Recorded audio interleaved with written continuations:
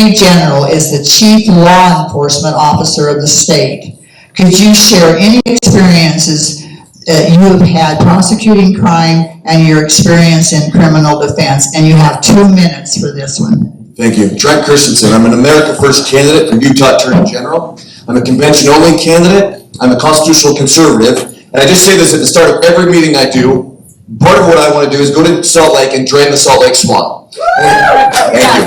And it has to do with this. So let me give some background on me, and then I'll get into the question. Utah native, grew up here, grew up in Salt Lake, went to BYU Law School, graduated top 10% of my class, went back east, practiced complex business litigation, appellate litigation. But to your point, what I did out there to get actually in front of a court, when you're a young attorney, you want to get in front of the court as much as possible.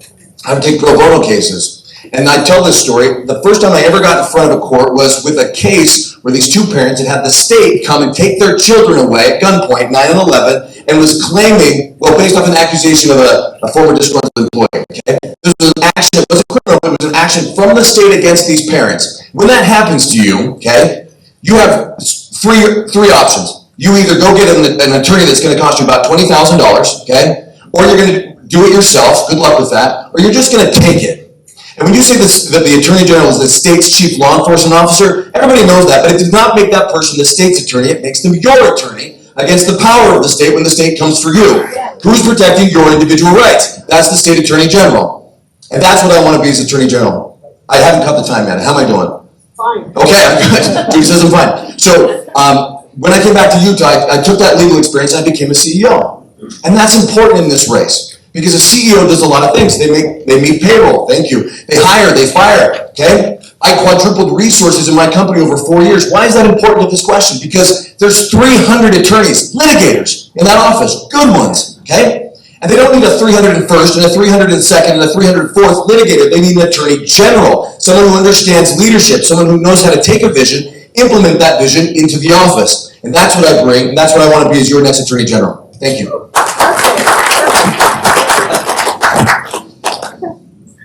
Good morning, thank you for being here. I'm Rachel Terry, and as you know, I'm running for Attorney General. So let me give you my experience. I've been a practicing attorney for 20 years. I spent the first 8 years of my career at a private law firm, working on everything from coal mine operators to banking to representing individuals. And then I spent 2 years at the Utah Board of Education, and my prosecution experience was there. It was administrative prosecution, but it was prosecution nonetheless. When educators did something bad, I'd investigate, and then we prosecute to take away their licenses. And these were difficult cases. And every single one of those cases where there was sexual misconduct with a minor, every single one of those involved social media, because that's how you access children without going through their parents. And that is why the social media issue is so important and personal to me, and also as a mother of 2 kids. They're 13, and every day they want to access these tools that I think are dangerous for them. And then I spent 7 years at the Attorney General's office, working on civil rights cases. And they include things like the Lauren McCluskey case, if you remember that case involving a student that died, that was murdered on the college campus at the University of Utah. I represented the U. And so in my career, and now as the director of the Utah Division of Risk Management, I'm the head of an agency. It's a $200 million agency, 35 employees. We oversee the work of 40 attorneys and legal professionals. And these are cases where we work with the Department of Corrections, Utah Highway Patrol, the Department of Public Safety. I work on the issues that impact our law enforcement every single day. I work on law enforcement bills with the legislature. I work with the head of the Department of Corrections. In fact, this morning, I was working on a First Amendment religious liberties issue involving the Department of Corrections. So when I say that I'm a constitutional attorney, I'm not talking about it in the abstract. I mean, right now, today, I'm working on these issues. So, thank you. Thank you. And thank you, Gail. I used to serve in the House of Representatives, and there was probably no more effective advocate up there for conservative causes than Gail Ruzicka. So thank you for the work that she's done for 30 years. It's amazing. And Britt's up there as well. Thank you for what you do.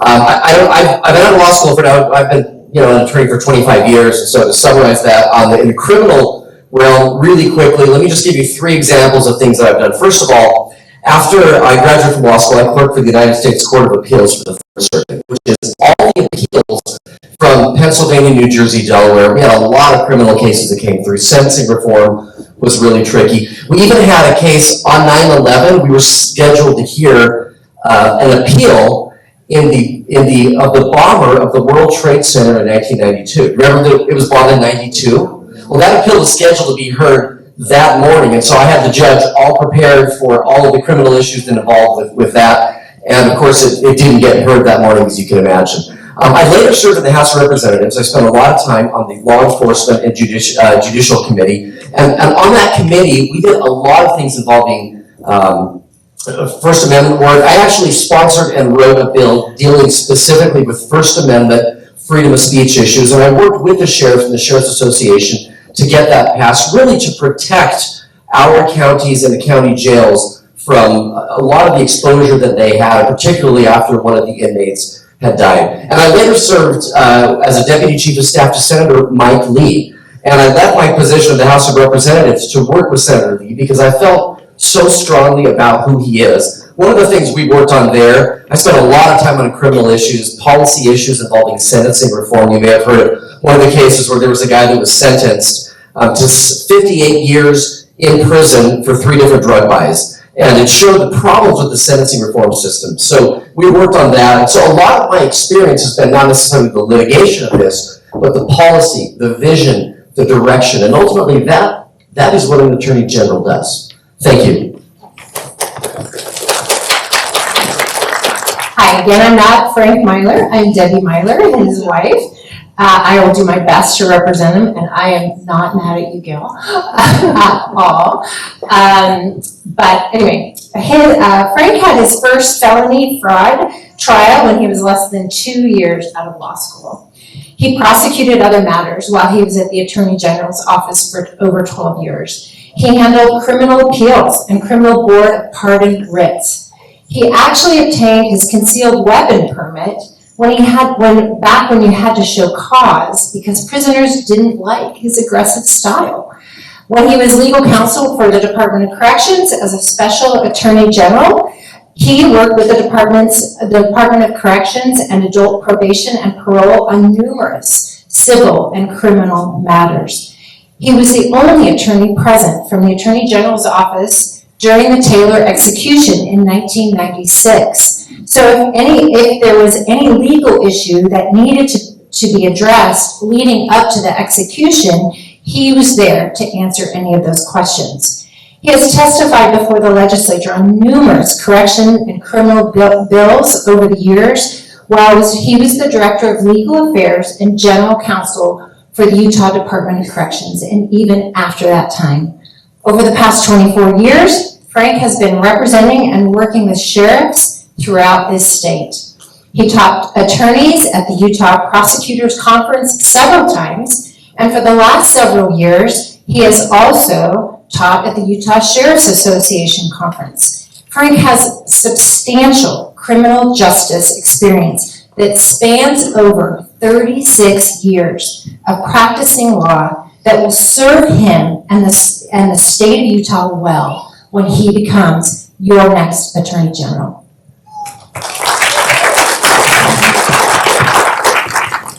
So before I go to the next question, I do want to mention something. Besides the 300 people that were here today, this is on Facebook Live. So there are people, delegates all over the state watching it, and it will be available for you if you want to watch it again, but for you to share with other delegates and let them know, and for the candidates to share with their delegates if they want to watch this. And it will be available on Facebook. It's facebook.com/Utah Eagle, or just the Utah Eagle Forum Facebook page. So this is such a great opportunity that this really hasn't existed anyplace else to get be able to hear from everybody at the same time. So let's go out and share this so that all of the delegates will have the opportunity to hear what we're talking about today. So I'm going to go to the next question, and let's start with Rachel with this question.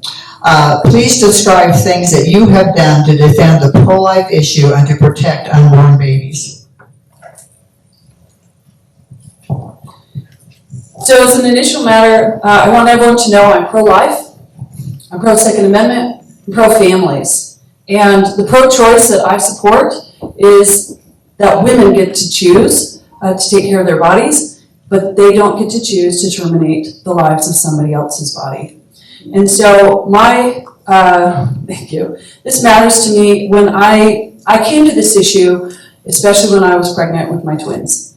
And when they were about 20 weeks old, there was an issue and the doctor had said, you may want to consider terminating your pregnancy. But by that point, I knew these people. I'd felt them, I'd heard them, and I knew them. And the issue became not just an abstract pro-choice, pro-life, but it became a much deeper, more spiritual matter to me because I knew those humans and I knew they deserved a chance to be here and to have a fighting chance to live. And so that is my mantra, that is what has guided my principles, and I will fight for those babies as your Attorney General because they have a choice and it's their choice to live. And I will fight for that choice for babies all day, every day. And the work is, right now in the state of Utah, is to fight for the statutes that were passed, the trigger laws that were to prohibit abortion. And that is the law of the state of Utah. And one judge should not get to decide what the law of the state of Utah is. This is the work that I've been doing. Thank you.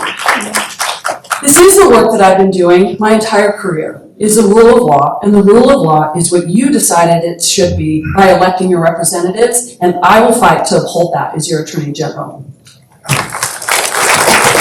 Thank you, I appreciate that. One of the issues that I talk about all the time is the federal overreach. The fact that Congress isn't necessarily passing laws, it's the mid-level government bureaucrats who are regulating. And let me give you an example as it deals with the pro-life issue. In HHS, there's a statute called EMTALA, and what mid-level bureaucrats in HHS have recently done is said that that statute should override Idaho's law. They passed trigger laws like ours here, post-Dobbs, and then HHS basically made the argument that their laws should trump what happens in Idaho and override that rule there. Now, this is a pro-life issue. This is also an issue of regulators who are going way beyond what it is that they should do. The Supreme Court, by the way, pulled that back, and I'm thrilled that they did that. I mean, if there's three things that Biden can't undo that Trump did, it's Gorsuch, Kavanaugh, and Barrett.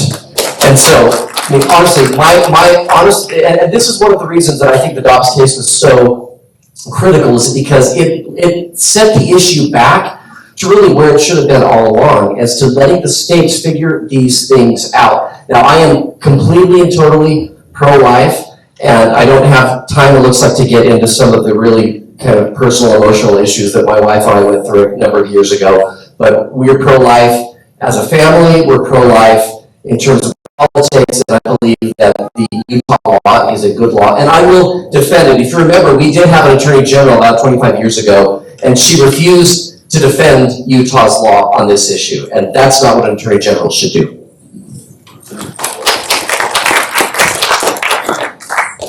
Frank is undoubtedly pro-life and pro-family. He defended sidewalk counselors who were peacefully talking to women about abortion alternatives outside an abortion clinic. They were being prosecuted in Salt Lake City. He took it to trial and he ultimately won and didn't charge them for defending them. Pro-Life Utah and the Pregnancy Resource Center call him on a regular basis. Once Pro-Life Utah called when they had a woman who said she was planning on having an abortion unless she could talk with him that day. He dropped what he was doing and he sat with this woman and answered her questions until 7 o'clock that evening, just to help her to understand her legal options. By God's grace, she decided to not abort, and she kept that child. In addition, just last summer, Fred filed a brief in support to the Utah Supreme Court of our pro-life laws. He did not charge for his services. He is, as I said earlier, he is unabashedly pro-life and he will do whatever it will take to protect the unborn.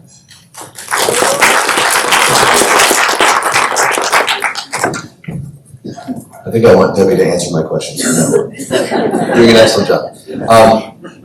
I am 100% pro-life. I'm pro-family. I'm pro-adoption, I'm pro every component that needs to be a part of this discussion. And I bring that up because I use this phrase, and sometimes it's a little cheesy, but it's Attorney General. And we're not electing an attorney litigator or an attorney soldier, we're electing an Attorney General. And general implies a level of leadership, of vision, of being able to see around corners. And let me give you an example as it relates to this question. Roe v. Wade, you know, was repealed, right? And it was sent back to the states. That was the result of decades of strategy, right? That didn't just happen. That was several different organizations, private organizations, state AGs, okay, that put together a strategy, put one case in this federal court, one case in that federal court, and then we lose here, we go up there, okay? And now we have a different argument. This state has that argument. And they're working together on a strategy to get it to the court, but you have to do it at the right time. If you take the case up to the court and there's a 5-4 liberal majority, you lose, right? You have to wait for that 4-6-3, even better majority at the Supreme Court. And I bring that up to say that there's a strategy involved here, and there has to be strategies around every part of this, and one of those is judicial reform. It was mentioned earlier with the trigger law. There was a judge that tried to knock that down. Do you know why judges can do that? Because nobody looks over their shoulder to see if they're doing the job, if they're following the Constitution. I'm the one candidate in this race that's been talking about judicial reform to make sure our judges are following the law. It relates to trigger laws, it relates to red flag laws, it relates to all the laws, but it also relates to this one. We need to be pro-adoption. We need to be pro everything that relates to this, and that's what I'll be as your Attorney General. Thank you.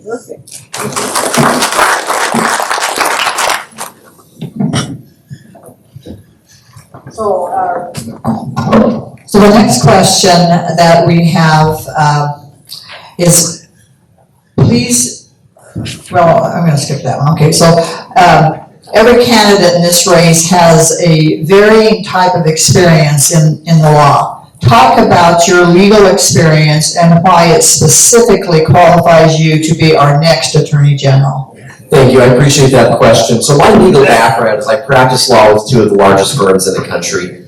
Doing a lot of litigation work, we filed briefs at the Supreme Court, we did pro bono cases. I spent time, as I mentioned, working with a federal judge. I mean, if you really want to know how the courtroom works, go behind the courtroom. We don't have a PhD in the legal arena, but that's as close as to a PhD in the law, it really is you can get. And I practiced law here in Utah, and a lot of my legal background stems from then using that to help on policy issues. When I was in the legislature, I spent a lot of time, I was on the Judiciary Committee, which spends a lot of time working on some of those tricky, emotional, legal issues, on everything involving pro-life to crazy things. We had a bill involving shooting feral cats, and everything in between. And I brought that legal background to that position. That's one of the reasons that I have spent time working with Senator Lee, and that I've also spent a lot of time the last 6 or 7 years working with private clients, helping them solve legal issues, helping them solve issues at the state legislature, helping from a lobbying standpoint. I mean, do you think that the federal government is the only government that overreaches around here? Does the state government overreach? Yes. Absolutely. And when they overreach and try to shut your business down, you better darn well have a good advocate who can go up there. I had a client called Turo, for instance. It's the peer-to-peer car sharing. How many of you use Turo? Well, there was a bill specifically trying to shut the industry down. They were a client of mine. They said, hey, what can we do? I spent a lot of time working and advocating and lobbying with the legislature to help them understand free market principles need to carry the day here in Utah. And in the end, they did. So I have brought that legal background from all of those areas to these realms, and that's what I will use to help set vision, policy, and help manage as your next Attorney General. So thank you. Frank has a wide variety of cases that he's covered over the last 36 years. His whole legal career has been here in the state of Utah. This is important because there are so many different types of cases that are covered by the Attorney General's office. Over the years, he represented an airline. He's represented the creators of Monster, Inc. in a fight against an employer. He has handled numerous juvenile court abuse cases, in addition to an extremely wide variety of constitutional claims. He's had numerous jury trials, including one right now that is keeping him from being here. He has had numerous support court arguments and 10th Circuit Court of Appeals arguments. As the Attorney General's office is supervised attorneys not only in the Attorney General's, as the Attorney General, as an Attorney General, as it's the largest legal firm in the state, he will have to supervise approximately 600 employees. He has supervised attorneys not only in the Attorney General's office, but also in his private law firm. He got an MBA in 1989 and has relied on that expertise in managing his own successful law firm for the past 24 years. God has blessed this law firm. He has never advertised, but always had way too much work to do. When he decided to run for AG, he tried to give away as many of his cases as he could, but he still has some big cases that he has to finish, which he is doing right now, even as he is continuing to campaign all over the state. On a more personal note, he has helped coach a lot of kids' sports over the years. He is known as an encourager to help people perform well. He plans to carry this over to his role as your next Attorney General, and he will supervise and encourage his employees to do their best work.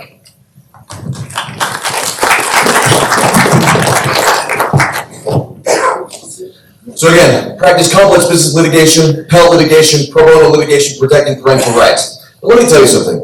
Last week when I went and met with the Fraternal Order of Police, and the week before that when I met with the county sheriffs, not a single one of them asked me this question. Tell me about your litigation experience. Every single one of them looked me in the eye and they said, what are you gonna do?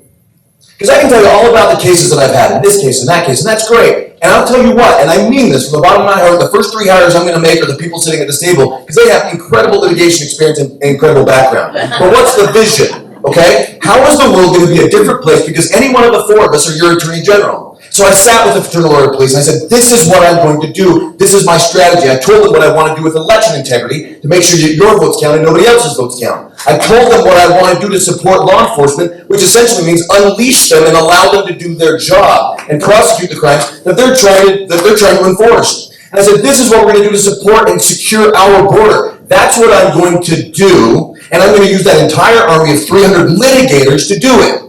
If you think that I'm going to go, or any one of these people is going to go and be involved in every single one of those cases, that's ridiculous, okay? You need to be able to speak their language, but you have to direct resources. The Attorney General has finite resources, and the purpose of the General is to allocate and prioritize resources based on winning an ultimate goal. That's what I'm going to do, and those goals are threefold: election integrity, support law enforcement, and secure our border. That's what I'm going to do.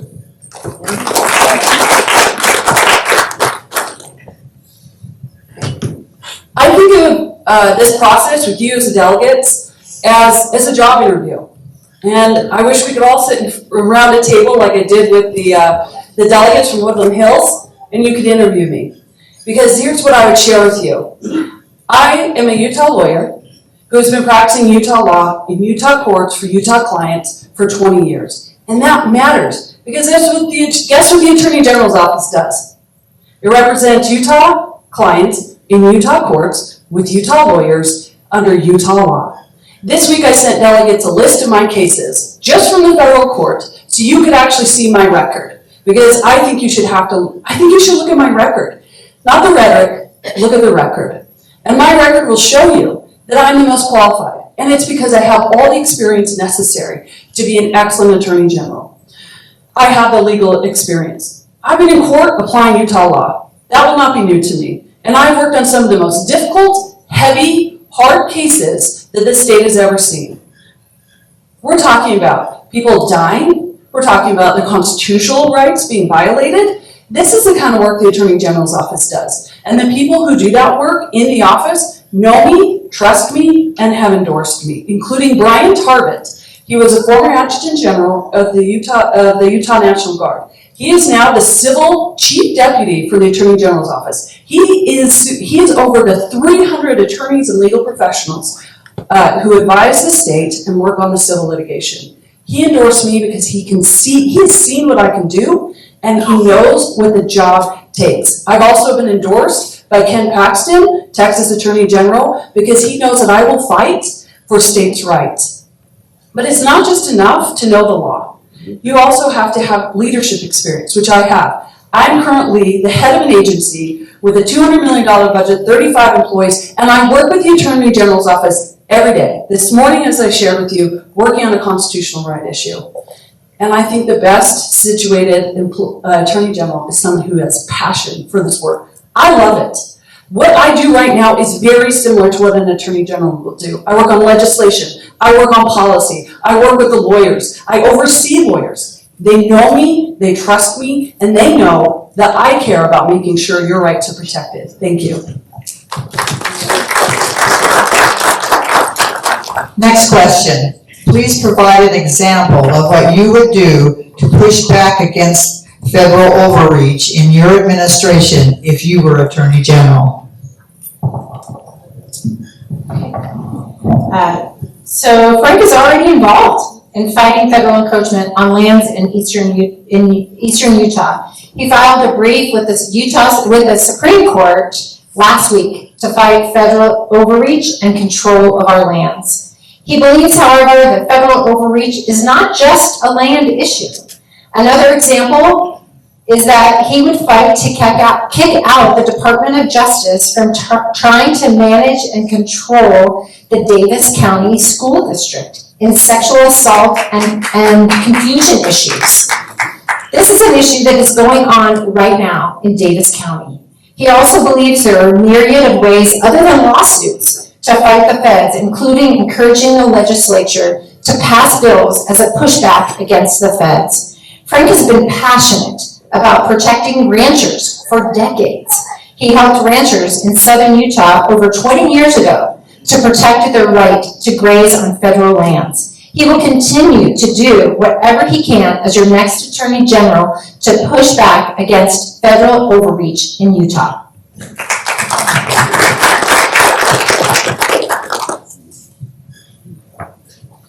The number one thing that has to happen in this arena is that we need to have Donald J. Trump as our next president. That's the number one biggest thing. And I've been endorsing him. I endorsed him on January 16th. We need him as president, not just for this issue, for many issues. But for example, right now there's been over the last couple of years, about 60 cases filed by Utah against the federal government that are working their way through federal courts, okay? And these aren't just, we use the phrase public lands, that's an umbrella phrase. It means a lot of things. It means grazing rights. It means water rights. It means access to public lands, okay? The dirt tourism we have in this state, Moab, Zion, that is worth more revenue to this state than what we get from skiing, right? And the federal government's kind of trying to come and take that away. Okay, so the next Attorney General has to be ready to prosecute those cases. And I'll give you a very specific example. When you're talking about the timeline of when the government takes our lands away, okay? When it actually happens, that's the end of the problem, okay? There was 100 steps that had to happen for them to get to that legal step of actually taking the rights away. And my question is, where's the Attorney General in these steps, right? Back here, I had a 2-hour conversation with a man in Escalante who said the feds are coming and they'll hold these hearings. They do with 24 hours notice because they don't want you to show up. And the only people that can object to the rules that they're going to propose in these hearings are state officials. So lots of private citizens go, and they talk about the rules they want to lay down, and they say, any objections? And people are screaming to high heaven, but there's no state officials in the room. And so they say, okay, roll past, we're out. And that's the first loss, okay? You just lost right here. And then there's another step, and another step, and another step. This is a process, it's a legal process, and it goes a very long way until they actually have all the things they need, all the legal precedent they need to take the land. And when they do that, now you're behind the 8 ball. So we need an Attorney General that's going to fight those fights. Rudy Giuliani back in the 80s had what he called the broken windows policy. He said, I'm going to prosecute every broken window, every vandalism, every broken car, and he was able to turn that city around. We need an Attorney General that's going to do that as it relates to public lands. Yeah. He's going to do that as it relates to drug trafficking, criminal trafficking, sex trafficking, human trafficking. Going to be there at the beginning, prosecute it, and make sure it doesn't metastasize into something bigger.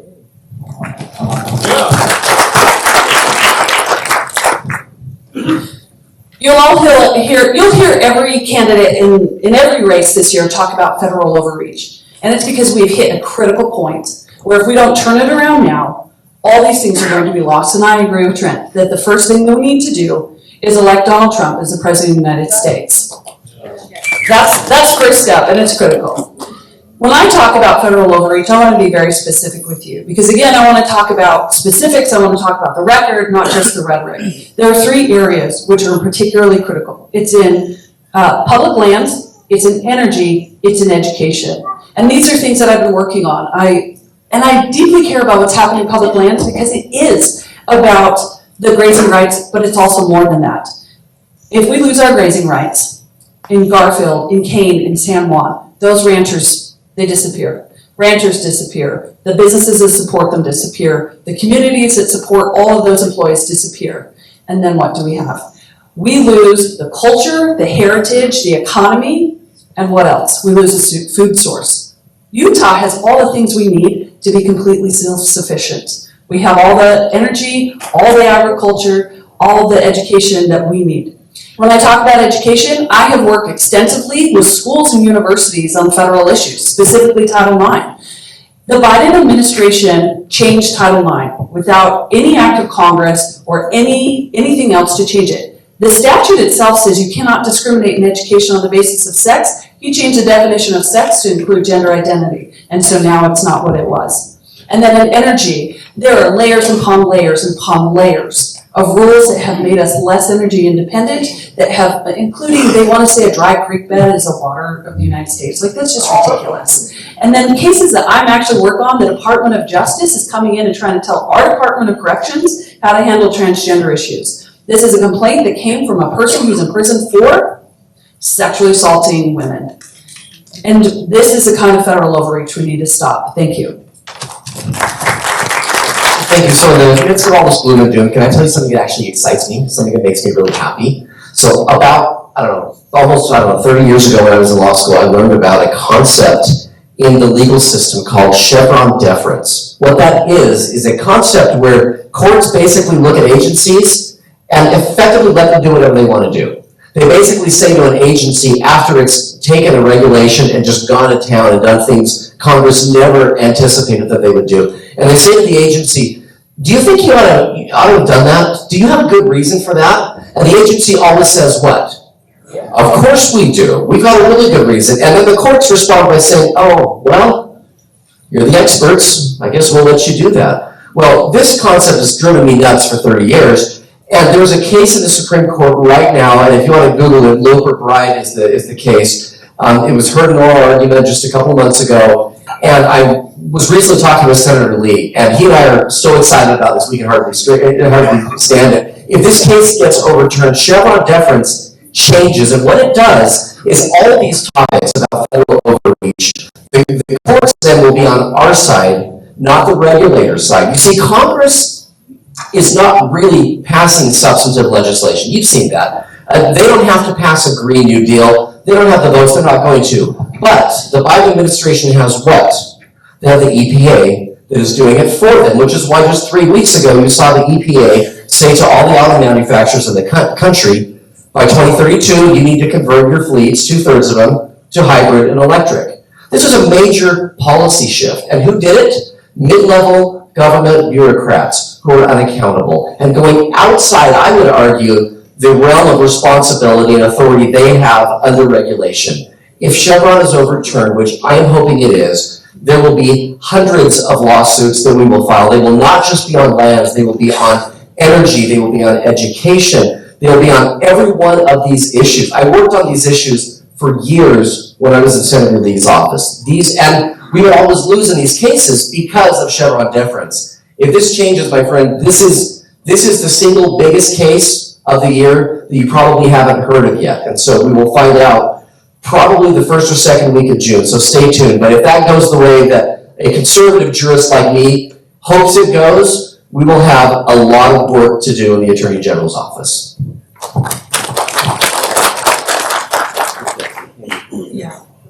Back here to Trent. Let's start with Trent again.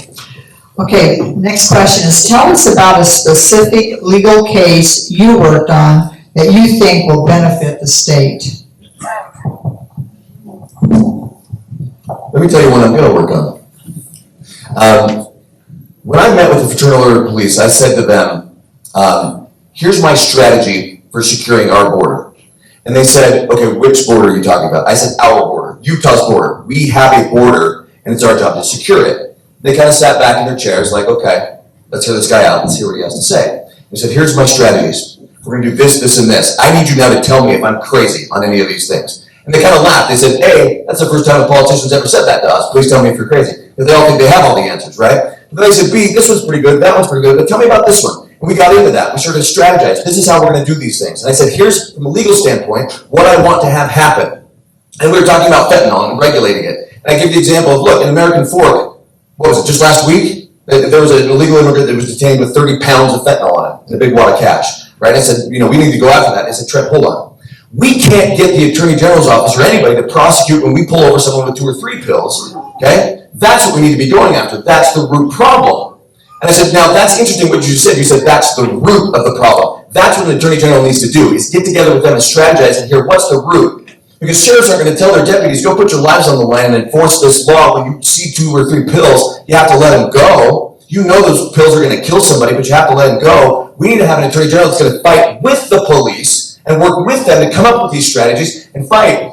And several of my strategies, just so you know, are intended to get the federal government to sue us, because then we, like Texas, can go and fight the fight in federal courts and protect our border and make sure we're doing it the right way. That's what I want to do, is build strategy with the police, not just let people go free with their fentanyl.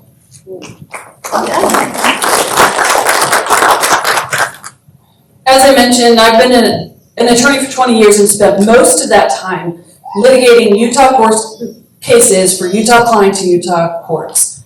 This work matters to me. The 7 years I spent in the Attorney General's office, I did everything from handling a $1 billion trade secret case for Utah State's Space Dynamics Lab that does amazing work that benefits the state of Utah, to representing the University of Utah in the Lauren McCluskey case, to representing school districts in Title IX cases. You can actually look at my record, not just listen to my rhetoric, you can look at my record and see the kind of work that I've done.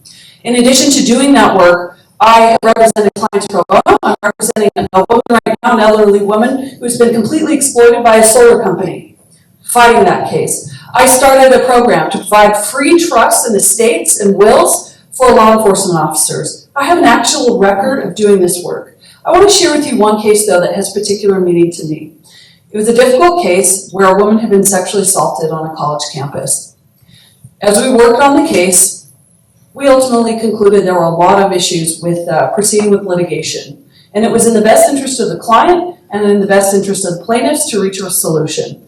And we settled that case. But we didn't just write a check and walk away.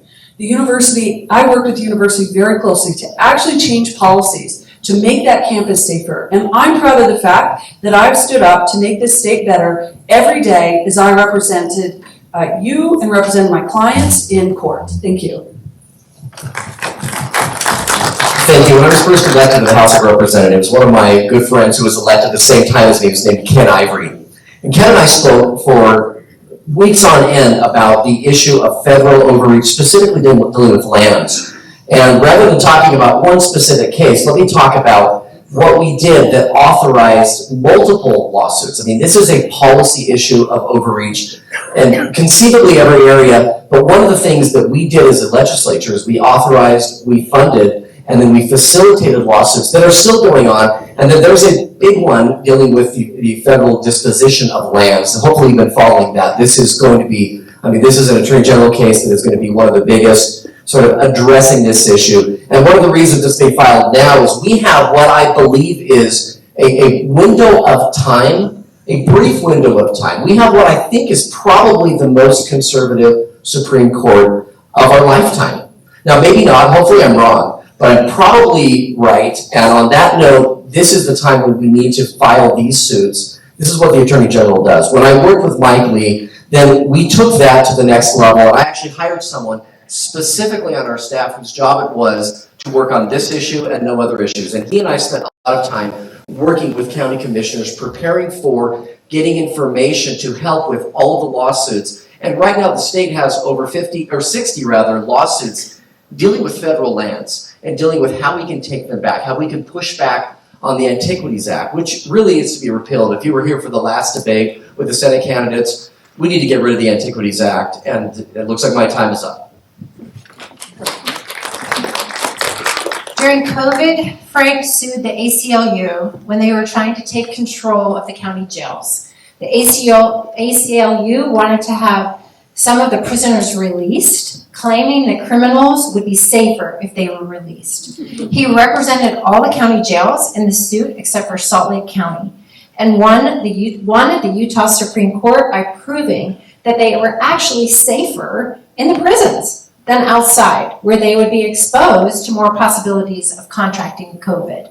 In addition, he's handled the Highway Patrol Association's crosses case a number of years ago. As you know, there are crosses placed for officers along the highways in Utah when they lost their lives in the line of duty. These crosses are still standing, even though there was an attack by the American atheists to get them removed. This is important because it gives Utahns the right to memorialize troopers who died in the line of duty. Again, he didn't charge for this work. He sued Rocky Anderson, the mayor of Salt Lake City, when he tried to make domestic partnerships by executive order. He was able to get these actions reversed. In the 2007 Jones versus Barlow case, he argued before the Utah Supreme Court and was able to establish that a natural parent has constitutional rights to her child absent any adjudication of abuse or neglect. Again, he did this free of charge.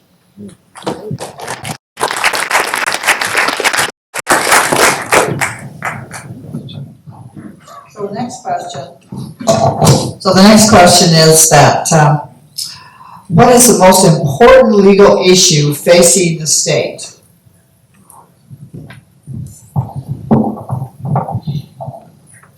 The most important legal issue facing the state is federal overreach, because it is time sensitive and we've reached a critical point where we won't be able to reverse the damage that's being done to our economy, to agriculture, to access to our own public lands. And again, I want to be specific. We're talking about public lands, energy, and education, where like this executive order that's changing the meaning and definition of sex in athletics.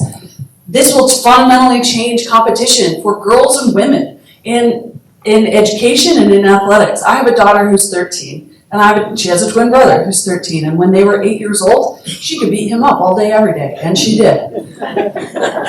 She still tries. He's nicer than her. Oh shoot, this is recorded. Don't watch this. But now, when they play, he is stronger. They're 13. And this is also critical too. And the federal government's trying to tell the state of Utah where your girls can play sports, where you can drive your side-by-side, how you can access your food. What is safety for you in the state of Utah? This is unacceptable. I will fight it all day, every day, and I actually have the experience to do it. One of the other issues that is critical to the Attorney General's office, because this is a technical position, you need someone who's actually been doing the work. It's not just hanging out and letting other attorneys do it for you. You're in the weeds with them. They rely on you to consult on precedents, on cases, those that have statewide implications, and I will do that with them. Thank you. When I worked with Senator Mike Lee, we had in the DC office, I don't know if any of you have ever been in the DC office, he has this cabinet. When you walk in, it's about this big, maybe this tall. On the top, we have all the bills that were passed the previous year by Congress in the Obama administration. This was like 2015. About 600 pages. Inside the cabinet, we have all the new agency regulations that were issued in the same period of time. More than 600 pages. Actually, it was 60,000 pages. And these cover everything from EPA regulations that shift industries to minor things. I mean, 20 years ago, Congress gave the Department of Energy authorization for something as like controlling faucets and shower heads. And 2 years ago, the Department of Energy said, we think that also involves dishwashers. And so they created this dishwasher rule, which manages, how much water dishwashers can use. And as silly as an example as that sounds, this is one more example of the federal government not just injecting itself in Utah in lands and energy and education and that sort of thing, but things as simple as that. So this overreach issue, it's something that was the #1 issue I worked on when I was with Senator Lee's office. He knows where I stand. There's a reason Senator Lee endorses me in this race, and it's because he knows that I have the background and I've been doing this for many years. And then the interesting thing, by the way, as a side note, on the dishwasher rule, it just got overturned in court. And do you know why? A group of attorneys general filed suit making the argument that it exceeded its statutory authority, and a judge agreed. And so that's what an attorney general does, is you fight it that way, and you also create and build coalitions of other attorneys general across the country to do the same thing. There are 28 Republican attorneys general, so that's what I will do. Yes, Frank is going to fight immigration in the state and federal overreach, but he equally will fight this issue, and it's the issue that Rachel already mentioned. He is concerned about protecting girls' bathrooms and girls' sports. 3 of our 5 children are girls. They play in sports all over the state. It's a very important issue for us. We currently have a law about this, but it has exceptions. He would fight to have no exceptions. There would be no boys in girls' bathrooms, and there would be no boys in girls' sports in the state of Utah. There were problems with the current bill, and there was no one in the Attorney General's office to give legal input. He would personally go down to the legislature and testify on what the Constitution allows in this area. In addition, he believes parents should be informed of sexual confusion issues from the school regarding their children. He believes that no one should be required to use pronouns that are inconsistent with a person's biological gender. The girls' bathroom and sports issue is a religious freedom issue. It's a privacy issue. It's a safety issue. And it's a common sense issue and must be fought without exceptions.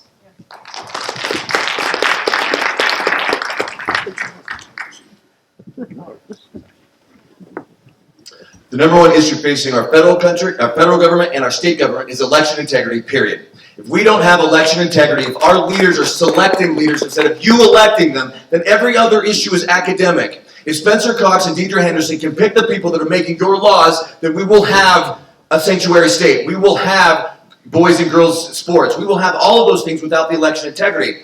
But here's one thing I know. There's one thing that the Attorney General can't do. Okay, I can't pass laws. In my opinion, our elections need to be on paper, in person, period, with a voter ID. That's it. But I can't just make that happen, right? I need you. And we need to go to the legislature and make that happen. But there's things that aren't working right now in our laws. I heard this, it was a little disheartening. One of the other candidates say, look, I'm going to enforce all the election integrity laws. And what that tells me is you don't understand the enemy you're trying to fight, because our current election integrity laws are the problem. Our current laws on the books allow for mail-in ballots. Our current laws allow for the voting machines. Our current ballots allow for all the things that are allowing fraudulent votes into our elections. Those need to be taken away. So we need to have the data. Again, I've been a CEO. We need to have the data, we need to run the investigations, the audits, and enlist the auditor, get all the help we can to show what's happening, what's working, what's not working, who needs to go to jail. I'll give you one example really quick, I think I've got time. There's a company called Eric, okay, some of you may have heard of Eric. They were hired by the state to clean our voter rolls, and study after study have shown that they make the problem worse. Not just that they're bad at their jobs, they're actively making it worse. But we're paying them to do that for us. The Attorney General can get involved there. And that's what I want to do. That's just one component, one slice of election integrity. So I'm telling you, without that, all of this goes away. If my kids can't elect their future leaders, and we allow that to be what it is, then we will see what we saw in the 2020 election again and again and again. And that's what I will work on.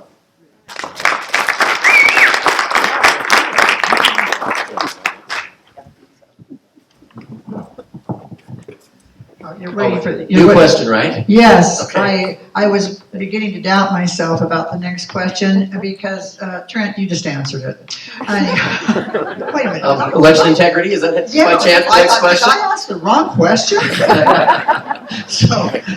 So here's the question. So Trent gets to repeat what he just said. Yeah. Or we could just rewind the video. But anyway, next question. How do you define election integrity, and what would you do to protect it in Utah? Well, I'm kind of old-fashioned. I like the idea of showing up in person and showing, heaven forbid, an ID when you vote. Call me old-fashioned. By the way, this is, like, we're talking about this a lot, and we should because it's a critical issue. I was working on this 20 years ago. I was part of the Republican National Lawyers Association, and I was stationed around the country during the 2004 Bush-Kerry election. And that one, I was in 2 different places. One of them on election day was Milwaukee. And on that day, I did 2 things. We monitored polls and saw the unions who were actually busing people from poll station to poll station and having them fill out provisional ballots at each one of those locations. And we got that stopped. And then the other thing we did is we watched them file motions with the court to keep open polling locations open after 8 p.m. when they closed. And of course, where were the locations that they were making motions to keep them open? In the most heavily Democrat areas. And so those are the kinds of, this is 2004. Now, when I served as the state chairman of the Republican Party, from 2019 to 2021. This was my critical issue. People don't realize that yes, you fundraise, and yes, you help candidates get across the finish line, but how do you do that? You monitor elections. I had people in the Salt Lake County Clerk's office all the time, monitoring all the time, working on what we call the cure list. Why is there a cure list? It's because we have to compare signatures. I mean, if we had ideas that we showed up when we voted, whether we brought something in or we went in person, whatever the case is, the whole signature problem that we have would just go away. So one of the things I would love to see, I've worked with the legislature, and no one will know the amount of time I spend as state party chair working specifically with members of the state senate on elections law. The law is so long and so convoluted that it needs to be rethought from top to the bottom so that the county clerks know how to do it, because they also want secure elections. We aren't the only ones. Our elected officials want it. The Republicans in the House of Representatives and Senate here want it. We all want it. The question is, how do we get there?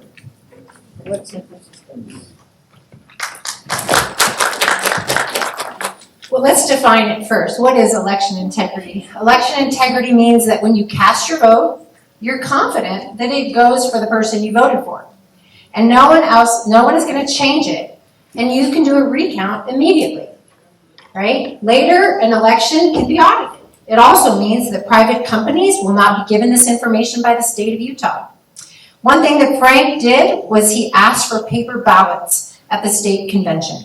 He saw what happened at the caucuses in March, and it was a disaster, as many of you know. He believes that we cannot be so enamored with technology that we throw reason and trust to the wind. We need to radically change how we do absentee ballots, and we need to require, as our opponent said, a license and a voter ID every time an absentee ballot is sent out. Years ago, Frank requested an absentee ballot because we were going to be out of town. Ever since, he's received an absentee ballot every election. He would change this practice. We cannot allow electronic verification at this time. Frank will investigate and prosecute all instances of election fraud.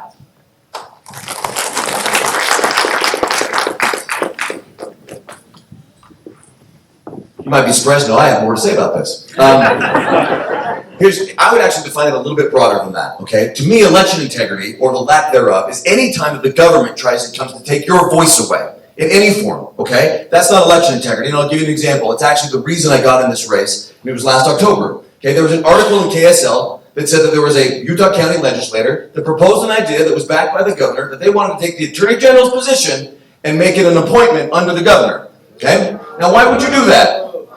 You would do that because the Attorney General is the single most powerful check against every other branch and officer of government that you have. You, the people, have. Okay? And thank you. But he got such blowback on that, okay, that he pulled back off the idea. They pulled back off of that, and they went a different direction. But here's what we saw in the last legislative session. A bill was introduced by a Utah County legislator to start the process of making not just the Attorney General, but the auditor and the treasurer, okay, starting that process to make them appointments under the governor. He's already trying to do it with Utah State Board of Education. There's proposals to take the vote away on the county sheriffs, make that something that the county commissioners do. Every single time that happens, it takes your voice away. And so how do they get away with that? Well, you have the Lieutenant Governor proposing just last week, you know what we should do? We should have voting by phone. You just pull out your phone, there you vote. And the point's valid. If you can't audit it, it didn't happen, okay? If you can't audit it, if it gets into the algorithm, it's gone. There's no chain of custody. You can't prove that that was your vote, okay? But that's the direction we're heading. When we say we want to go back to paper ballots, it's because that protects you. You can audit it immediately. And that's what we need to have. But you can't just go to the legislature and say, this is what we're doing, right? You have to have data. Again, that's what CEOs do. I've never been part of an organization, frankly, that didn't audit its books and then share that information with people that need to see it. Shareholders or board members, right? Government doesn't do that. They don't want you to see it. There's been attempts, public records requests to say, hey, we'd like to see the ballots. They say no, or get lost, or we'll sue you if you come back, or we'll charge you $100,000 for those ballots. That's something the Attorney General can get involved in, okay? And that fight has to happen. It's not part of the normal 9 to 5 that an Attorney General does, right? You can show up 9 to 5 and do your job and do it really well, prosecute crime. This is above and beyond that because it's the biggest issue of our time, and if we don't solve it, we will no longer have our state. Yes.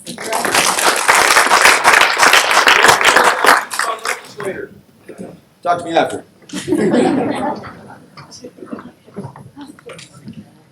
Free and fair elections, I agree with what's been shared here, and I will echo especially what Frank had to say is making sure, well, written, what he had you say for him, is making sure that we have a process that is transparent, that can be audited, because it should be one person, one vote, and we need to be able to prove that. And the stories that I'm hearing from people across the state that have demonstrated to me that this isn't an abstract issue, this is a real issue that has to be addressed now. Because there are very few people that I've heard who have said everything's going great in elections. And in fact, the billboards that say elections are fine, they're doing awesome. Those always make me really nervous because every time someone says, don't worry about it, it's covered, I know that it's not.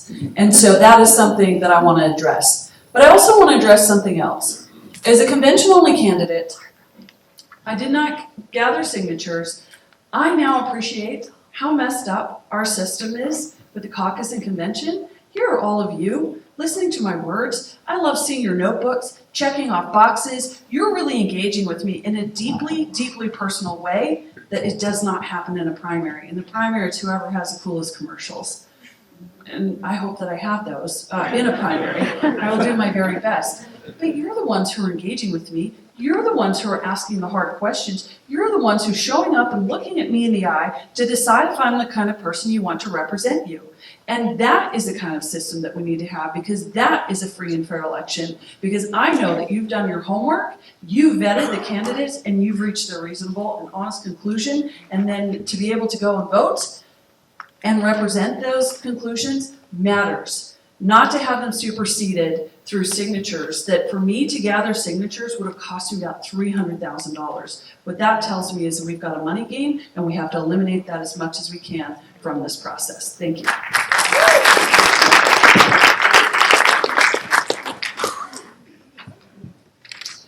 One last question. What is the most important legal issue facing the state of Utah? I think we did that. Did we already do that one? Oh, You can rewind the tape. well, let's just rewind the tape then. No, see, it's your fault, Trent, because you got me. All good stuff. Yeah, okay. Like election integrity. Didn't I ask the question? Okay. Is legal immigration exclusively a federal issue, or what can the Attorney General do on that issue in Utah? Frank already has a plan on how he will attack the illegal immigration issue in Utah. He plans to work with the legislature and the sheriffs to make it a felony to transport illegal immigrants by bus, by plane, or any other means into Utah. He believes that states need to shoulder the responsibility of protecting their borders because the feds are not doing their job and crime is increasing. Therefore, it has become a state issue because the federal government is not doing its job. He believes that transporters who would face felony charges would very quickly stop transporting illegal immigrants into our state because felony charges would shut their businesses down.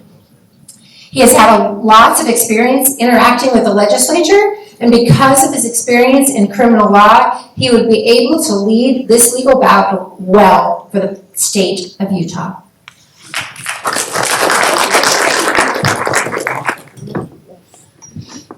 Thank you.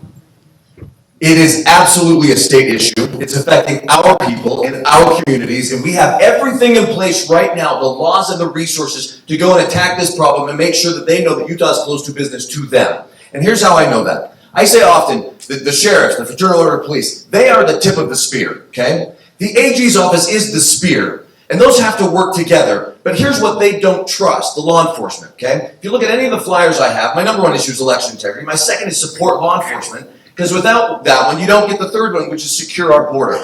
They don't currently trust that if they go out and do their job and put their lives on the line, the Attorney General is going to have their back. I mentioned it earlier. I find somebody with 2 or 3 pills of fentanyl in his car, I have to let him go. So what we're going to do is we're going to strategize a plan. We're going to make sure that they know that I have their back. And one of the plans I told you that I sat down with them and I said, I want to do this, it was just that. We're going to enforce the Rudy Giuliani broken windows policy, but we're going to do it here as it relates to fentanyl, drugs, human trafficking, and child trafficking. We have all those laws in place. The sheriffs have told me, we know where it's happening, we know when it's happening, we know when those bus loads are getting dropped off and those plane loads. We can go arrest them right now. But the sheriffs and the deputies and the fraternal order police, all the police need to know that I have their back when they do that. We have those laws in place, we can enforce them, and here's what I told them. June 25th is the primary. I hope I win the primary. I think I will, okay? On June 26th, I'm going to be back at this room and this table with you and the sheriffs, and we're going to spend the next 7 months building out this legal strategy so that on January, when I assume office, we are going to go to war. And everyone's going to know if you want to take your drugs from Mexico to Canada, you're going to go around. That's what I'll do as your Attorney General.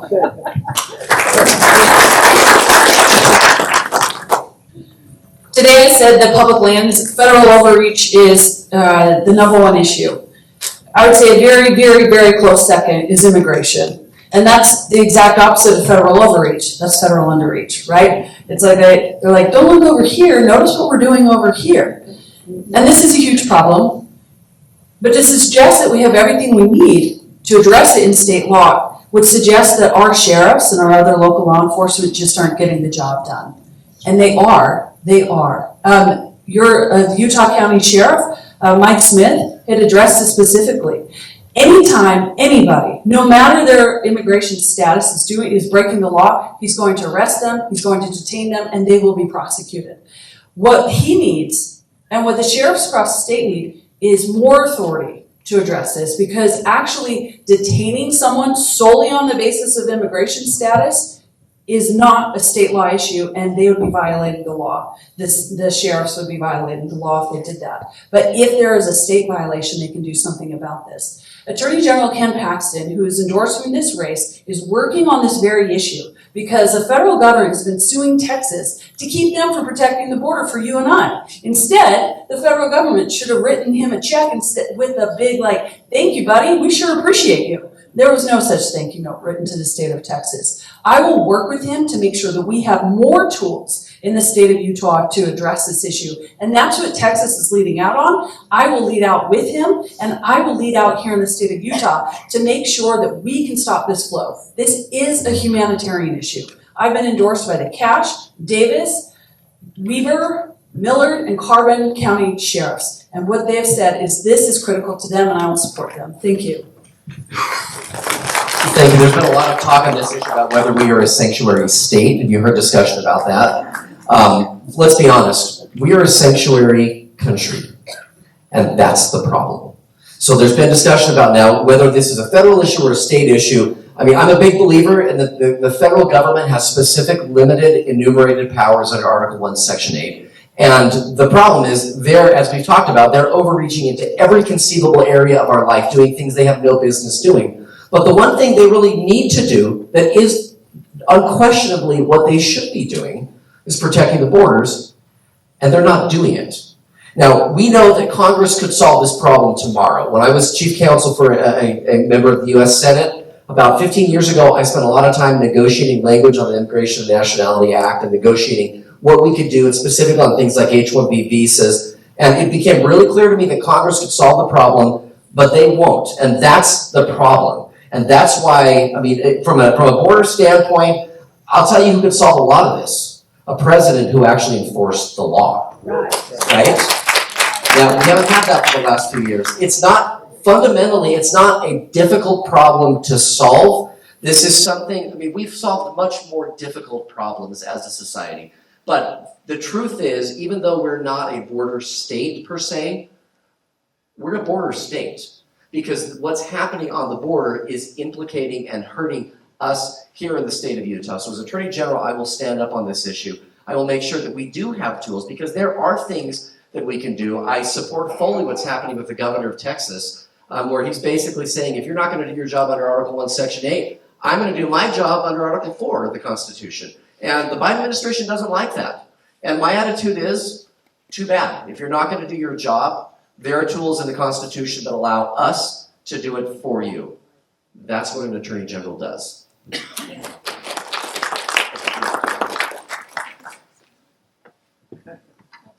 That's it. That's it. Okay.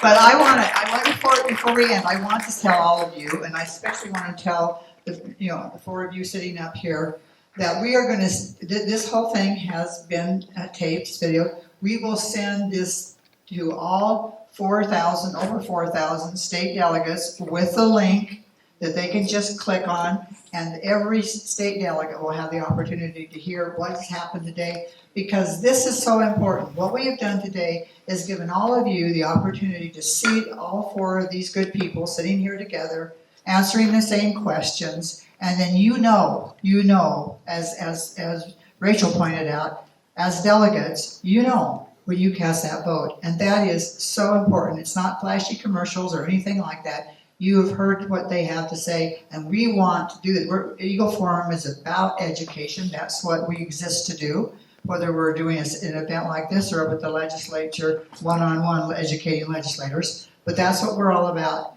and we want to educate every single state delegate on what has happened today. So thank you for joining us. I think, Barbara, you were going to come up here and finish off. We'll let you guys leave here today. Again, the same that we said earlier. If you want to talk with any of them, if you've got time and you can stay and visit, you can meet them out in the hall out there.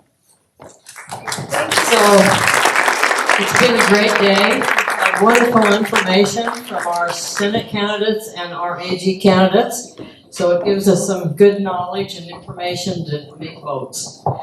We are over time by an hour, so we will be wrapping up.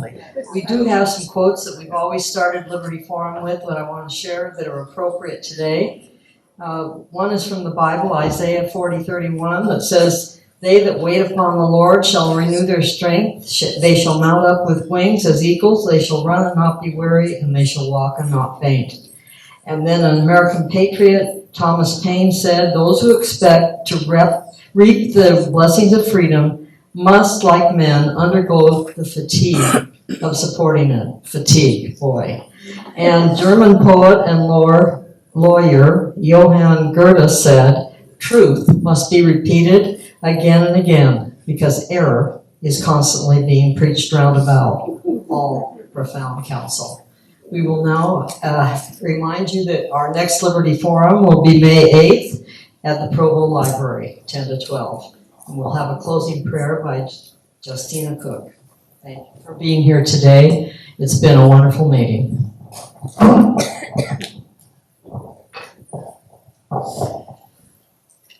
Heavenly Father, we are so very grateful unto Thee for the many blessings Thou givest to us. We are indeed grateful for our freedoms, for living in this country, for having Thy light and truth in our lives. We pray that we will be better safeguards of the light, to be beacons of that hope and light for other people. Please, Father, guide us in our efforts to serve Thee and in our efforts to keep this country free and under Thy direction. Please, Father, be with us in our deliberations and in our discussions in how best to continue to propel the freedom and the light knowledge that Thou hast given us. Please bless these candidates, their families, and all those who have been here today in their travels, and bless us all that we will know more freedom by being better stewards and be better disciples of Christ. And we say these things in the name of Thy Son, Jesus Christ. Amen. Amen.